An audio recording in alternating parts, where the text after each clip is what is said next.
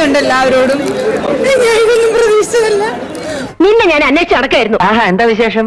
വിശേഷം തിരക്കാൻ നാനുണ്ടോടാ നിനക്ക്? അവതാരപ്പിറവിയുടെ മുഴുവൻ രൗദ്രഭാവങ്ങളും ആവാഹിച്ച ആ മൂർത്തിക്ക് ഇപ്പോൾ പേര് നരസിംഹം എന്നാണ്.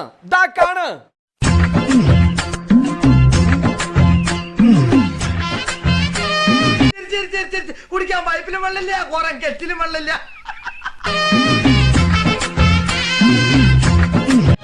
എന്റെ പൊന്നോ, പോത്തിറച്ചി വെട്ടാൻ കൊണ്ടുപോണത് പോലെ കൊണ്ടുപോക്ക് കണ്ടാ.